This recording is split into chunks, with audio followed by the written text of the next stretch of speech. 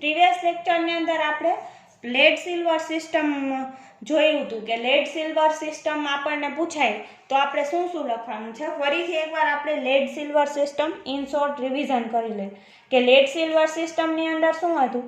તો કે lead silver સિસ્ટમની અંદર આપણે કર્વ, એરિયા અને યુટેક્ટિક પોઈન્ટ એક્સપ્લેન કરવાના હતા.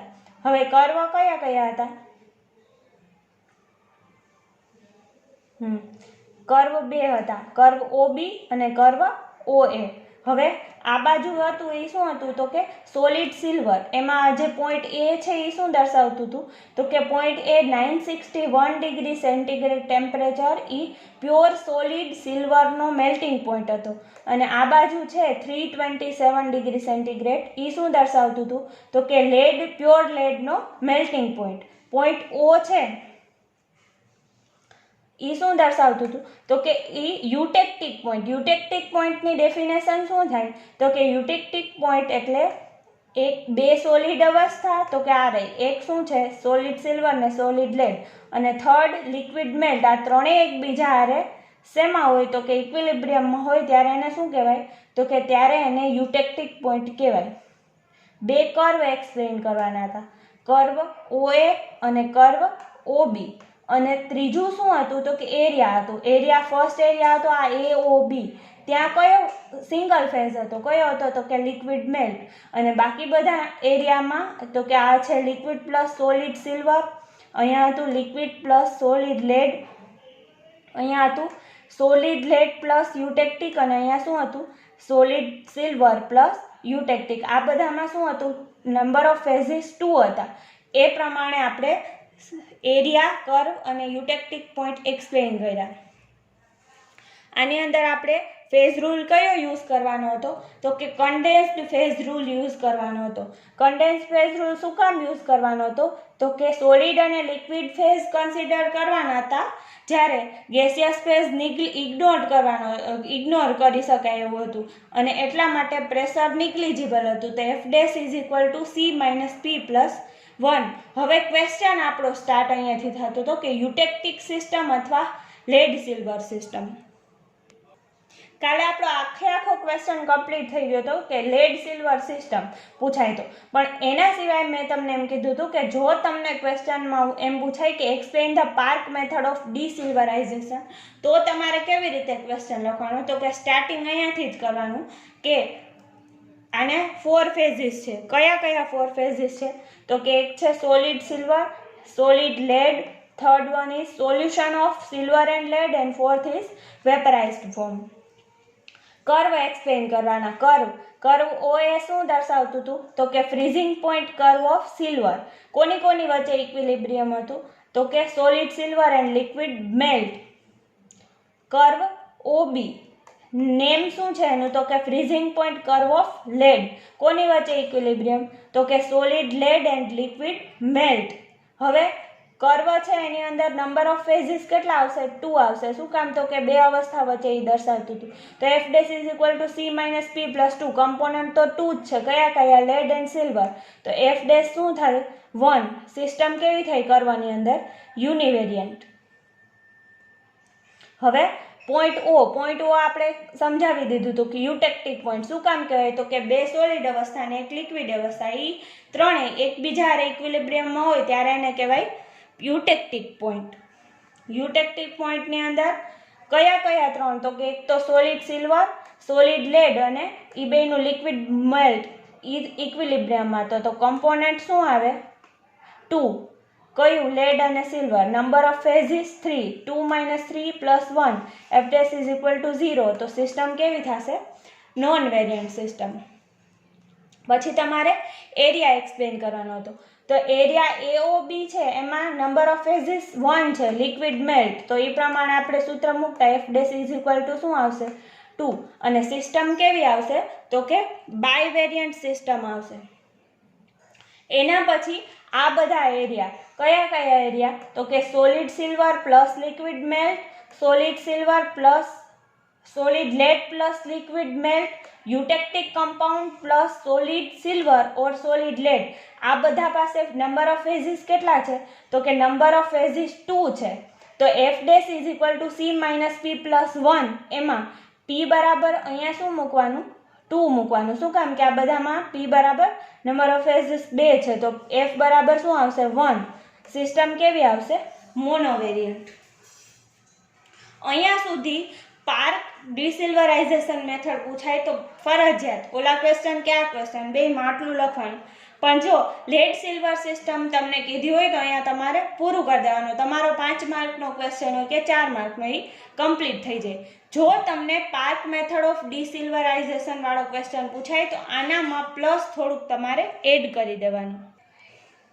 હવે આ પોઈન્ટ એડ કરવાનો, ડિસિલ્વરાઇઝેશન ઓફ લેડ. ડિસિલ્વરાઇઝેશન ઓફ લેડ એને આ પ્રોસેસનું બીજું નામ શું છે? પેટેન્સન્સ પ્રોસેસ. પેટેન્સન્સ પ્રોસેસ શેના માટે છે? તો કે the process which is used for the recovery of silver from the argentiferous lead is known as Pattinson's process. હવે આ પેટિન્સન્સ પ્રોસેસ શેના માટે વપરાય છે? તો કે ચોખ્ખું જ આમાં કીધું છે કે રિકવરી ઓફ સિલ્વર. સિલ્વર આપણે મેળવવાનું છે શેનામાંથી? તો કે ફ્રોમ ધ આર્જેન્ટિફેરસ લેડ. અને અહીંયા જુઓ નામ ઉપરથી શું છે? ડિસિલ્વરાઇઝેશન. ડિસિલ્વરાઇઝેશન એટલે શું થાય? પહેલાં તો જુઓ, તમે ક્યારેય કોઈ પણ રિએક્શન કરતા હોય, કાર્બોક્સિલેશન રિએક્શન. કાર્બોક્સિલેશન રિએક્શન એટલે શું? તો કે CO2 નું એડ થવું. પણ ડીકાર્બોક્સિલેશન રિએક્શન એટલે શું? તો કે CO2 નું દૂર થવું. એમ અહીંયા સિલ્વરાઇઝેશન હોય તો એનો મતલબ શું થાય? તો કે સિલ્વર Ag નું એડ થવું. પણ નામ શું છે આનું? ડિસિલ્વરાઇઝેશન. અને ઈ શું છે? તો કે લેડમાંથી સિલ્વરનું દૂર થવું. એટલા માટે આ પ્રોસેસનું નામ છે પેટિન્સન્સ પ્રોસેસ, અથવા તો પેટિન્સન્સ સાયન્ટિસ્ટના નામ ઉપરથી છે. અથવા એને બીજી રીતે કહી શકીએ આપણે ડિસિલ્વરાઇઝેશન ઓફ લેડ, એટલે લેડમાંથી કમ્પ્લીટલી સિલ્વરને દૂર કરી દેવું. અને આ પ્રોસેસ કરવી શું કામ પડે એ તો તમને ખબર ને, કે આ પ્રોસેસ એટલા માટે કરવી પડે કે લેડ છે ને પીબી ઈ સાવ સસ્તી ધાતુ છે, એની સામે સિલ્વર એની કમ્પેરમાં, સિલ્વર એટલે ચાંદી, ખબર ને બધાને? તો ચાંદી અત્યારે તો કેટલા ભાવ થઈ ગયા ડ્યુ ટુ કોરોના, બહુ એટલે બહુ વધારે ભાવ છે. એમ જ સિલ્વર પહેલેથી મોંઘી ધાતુ છે, તો એને લેડની અંદર રહેવા દેવી એ કોઈને ન પોસાય. એટલા માટે એનું ડિસિલ્વરાઇઝેશન કરી અને જે અમુક બહુ ઓછી માત્રામાં પણ સિલ્વર હોય ને એને પણ ફરીથી લઈ લેવામાં આવે. તો ધ આર્જેન્ટિફેરસ લેડ, હવે આ જે આર્જેન્ટિફેરસ લેડ છે એ કેટલા પ્રમાણમાં સિલ્વર ધરાવે? Contains small amount of silver. કેટલું? તો કે લેસ ધેન 0.1%. આટલા ઓછા પ્રમાણમાં 0.1% પ્રમાણમાં પણ લેડ ધરાવે જ ને, સિલ્વર ધરાવે છે, તો પણ એને આપણે શું કરવાનું? તો કે લઈ લેવાનું. Four the recovery it is heated. હવે એમાં કરવાનું શું? તો કે four the recovery it is heated to a temperature above its melting point and so that the system has only become liquid phase represented by the point P.